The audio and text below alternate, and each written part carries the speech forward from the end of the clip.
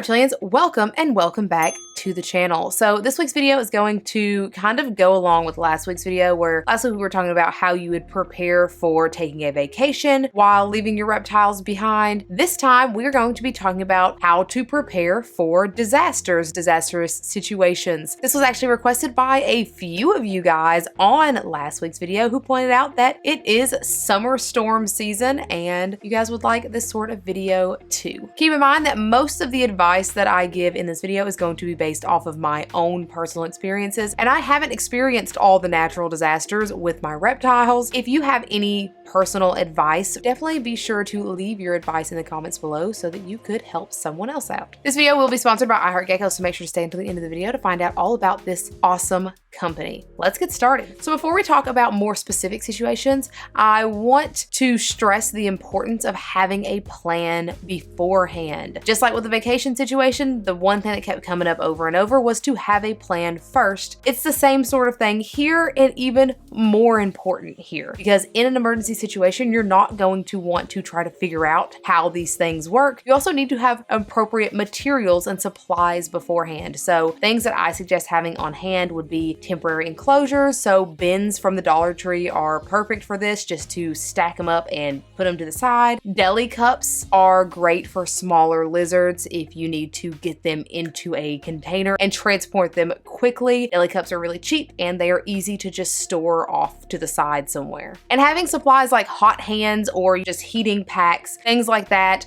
bottled water, these things, having a supply of them is going to be important, because in a natural disaster situation, the stores are going to be packed and they're going to be out of everything. So it's important that you have these things beforehand. Also very important is that you know where your animals are going to go in a worst case situation. You need to have a plan and have a backup plan. Have it all planned and ready to go before the disaster strikes.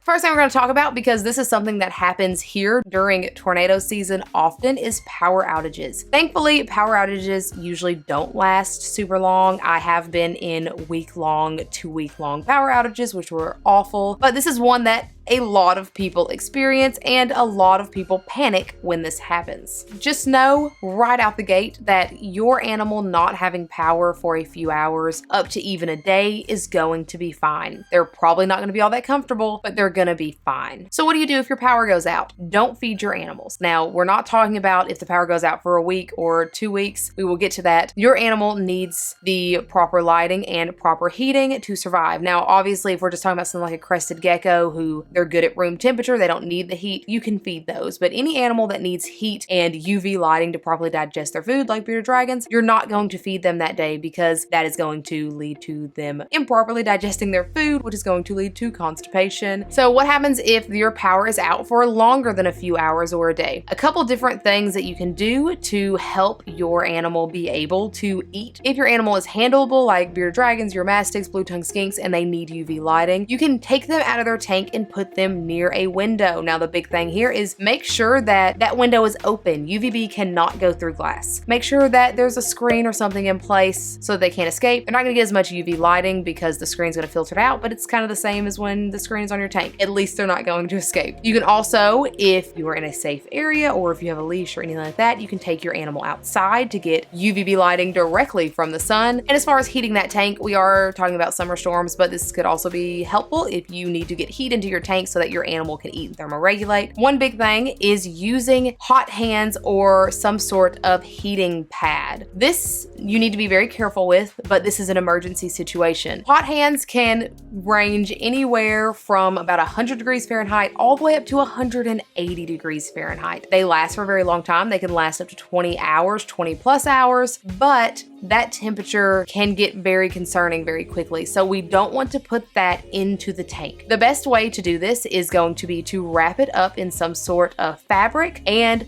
put it under the tank, just as you would do a heating pad. And if you need to raise your tank so that you can get a heating pad under there, we have tank boots, the thing we invented in our Etsy shop. I'm gonna go ahead and plug that again, just like last video, shameless plug. This is a place where it's very important that you have a temperature gun because you are going to need to monitor the temperature of that hotspot the whole time. You need to make sure that your animal isn't overheating. Again, this is for emergency situations. This is not something that I suggest doing often. Once all that is under control, once the temperature is where it should be, you will be good to go to feed that animal. If you do not have hot hands and you have a gas stove or a situation where you can go outside and heat up some water, you can also fill water bottles with warm water. Again, you need to have a temperature gun in this situation so that you can measure the temperature of the water. We don't want to put boiling water in our reptiles tank or under our reptiles tank, but hot water bottles are good because you can get them to the temperature that they need to be at. You can get them to 90 degrees and actually stick them into the tank without burning your animal because it's not a chemical reaction. It's not going to get hotter once it's in the tank. If you have an animal that likes to be handled like bearded dragons, leopard geckos, then you can also provide them some heat by just cuddling them. Take your bearded dragon out, let them use your body heat to warm up, and this is going to provide them with heat. This is the same sort of situation where if you take crested geckos out, they tend to poop on your hands because your hands are warming up their bodies. It's the same sort of situation, but it is a very helpful one in an emergency. And as soon as you notice that your power goes out, make sure to cover the lid if you're using a tank with a screen lid. This is going to just kind of trap enough of that humidity or heat or whatever is in that tank. It's going to trap it in there for just a little bit. Make sure that your animal can breathe, but definitely make sure your animal can breathe still, of course. Very important. Once the power goes out, you no longer have air conditioning in your house. Make sure that if they are in a room that has volatile temperatures, especially upstairs rooms or outdoor reptile rooms, I know a lot of people will convert sheds to reptile rooms, those areas are going to get hot. When I lived in Florida years ago, my air conditioner on my second floor apartment went out in the middle of summer and it got over 90 degrees inside of my apartment. Make sure that if your animals are in any kind of situation like that, you are getting them to the coolest room of the house. And if your house is getting over 90 degrees and you have, again, animals like crested geckos, cave geckos that need cooler temperatures, try taking things out of your freezers like ice packs, pre-frozen water bottles, frozen vegetables, something like that, and putting them in the vicinity of the tank so that it can cool down in there because those sorts of animals are very susceptible to overheating. And a very pricey but very real option is to have a backup generator for your reptile room. Again, super pricey, but if you're in an area where your power is going out often or you're having natural disasters often, a generator may very much be worth it. On to flooding. Lots of people have reptile rooms in their basements. However, some of those people with reptile rooms in their basements also have the possibility of that basement flooding during natural disasters. Again, I don't have much experience with this one, but I wanted to include it because it is a very real situation. The moment that you know that it's going to flood or you notice that flooding is happening, you need to shut the power off to your basement. I feel like this kind of goes without saying, but in an emergency situation, we don't tend to think all that clearly, and I don't want anyone getting electrocuted or their animals getting electrocuted. So shut that power off. And then you're gonna have to just start pulling all those animals out of that basement. In this situation, if you have room upstairs, maybe you have an extra bedroom, or maybe they will fit in your bedroom. My animals are in my bedroom. Or maybe you need to figure out a place that you could take them to, so a friend's house, family member's house, somewhere else. No matter what, you need to get them out of there. It's going to be very dangerous, very humid, not a good situation for your animals. Really big storm events like hurricanes may cause us to have to leave our houses for short or long periods of time. What do you do then? This is a situation where it is very, very important that you have an emergency preparedness plan. If you live in a hurricane zone, you need to figure out beforehand what you're going to do with those animals if you have to leave your house for a week, if your whole house floods for a week. You need to have a plan for where to take those animals and backup plans for what happens if those people can't take your animals either. In my vacation video from last week, I talked a lot about what happens when you have to leave your house. A lot of that is going to be relevant here, especially preparing people to take care of your pets, stuff like that. So definitely watch that video if you haven't already and you are trying to figure figure out what your emergency preparedness plan is. Someone mentioned in that video in the comments, which I thought was super, super relevant, if you don't have a friend or a family member to take in your animals during a situation like this, reptile Facebook groups are super helpful because a lot of times you can post on there and say, hey, I've had a hurricane hit my area and I was looking for someone to take in my pets. And a lot of times people will help and people will give you suggestions. They will help you find someone or even take in your animals temporarily for you. Since these people are also on a reptile Facebook group, you know that they have some knowledge on these animals, which can take a lot of the stress off you. So I wanted to put that in this video because I thought it was a fantastic idea. And remember, you always have the option to use temporary enclosures when you are taking them to someone's house, just cheap little Dollar Tree setups. But if you are moving whole enclosures, please, please, please be sure to remove any heavy rocks or ledges or tree branches, anything that is heavy and that could fall in transit, so that they aren't falling on your animals if your animal's still in the tank, or falling onto the glass and breaking your tank. And if you are having to leave your house for a short time, let's say that there's a tornado, you're trying to get into a tornado shelter, make sure that you check with that shelter ahead of time if you're going to try to bring like your bearded dragon with you. Some tornado shelters do not allow pets. So that's something that you should probably research like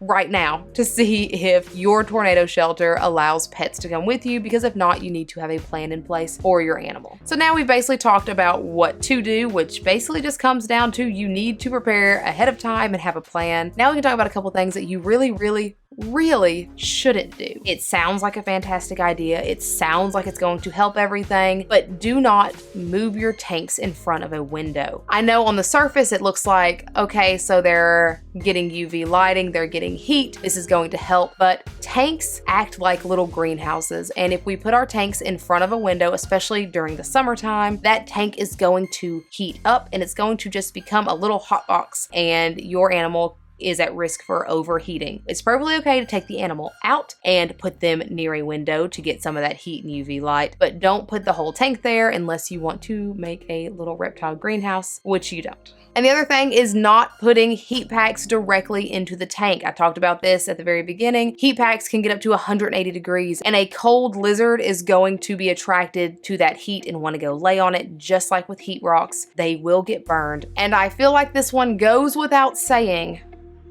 but I also feel like it needs to be mentioned because it clearly is a huge problem. In a disaster situation, do not release your pets outside. Look at the invasive species situation in Florida. A lot of reptiles could live in outdoor situations, especially if you live in places like Florida where they have this tropical humid heat. But doing that causes serious problems, and it causes invasive species. It messes with the entire ecosystem, not to mention that that animal might not even survive past the next 5 minutes. Please do not release your animals outside. Emergency situations are tough, but please, please, please do not ever resort to that. But that is about it for this video. That is all I have. Make sure that if you have more specific advice for emergency situations, you leave those down below, because again, I don't have experience with all of the disaster types and what to do in certain situations. Definitely make sure to leave suggestions below because it will help someone else. As I said at the beginning of this video is sponsored by I Heart Geckos. I Heart Geckos is a wonderful little company that makes conversion kits for your tanks that you may have laying around. Conversion kits are awesome because they provide an affordable way to make appropriately sized enclosures for arboreal animals where the door opens up in the front and there's lots of ventilation, whereas big brand sorts of tanks would cost a lot in stores. You can do it yourself in like 10 minutes and have a beautiful tank. These tanks are great for any kind of climbing lizards. They are fantastic for growing plants. They offer proper ventilation while also holding in humidity in your tanks. They are fantastic. I cannot express enough how much I love this company and I love their conversion kits. Make sure if you order from iHeartGeckos.com, in the How Did You Hear About Us box, you put Elle or Elle's Reptiles or Elle's YouTube, any of those things, just so that way they know that you guys are coming from here. Thank you so much to iHeartGeckos for sponsoring this video. As always, if you have not already, please feel free to follow me on my socials, like, subscribe, and hit that bell for notifications every single time I put out a new video, just every Sunday and some Wednesdays. This week's Instagram shout out goes to Geckoasis for following me on Instagram and going through and liking a whole bunch of my stuff. And this week's subscriber shout out goes to MadChris2249 for commenting on last week's video. Thank you guys both so much. You are the bee's knees. Thank you so much for watching. Is that the end of it? Did I do all the things? Thank you so much for watching, and I hope you have a fantastic day. Bye. I want to talk about So before we talk about more specific situations, I want to make sure that you understand. No, that sounds aggressive. Like hot hands, heating pads, heating, and having supply and have a backup plan. Have a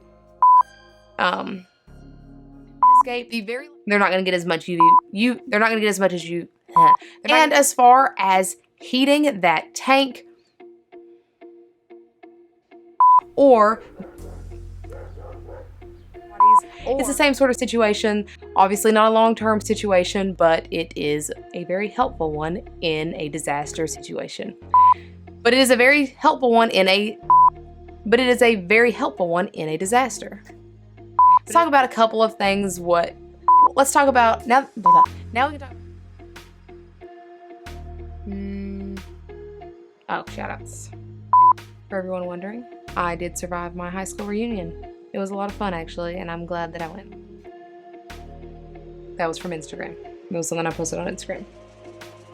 Most of you probably don't know what I'm talking about. It's fine. We'll just cut that out.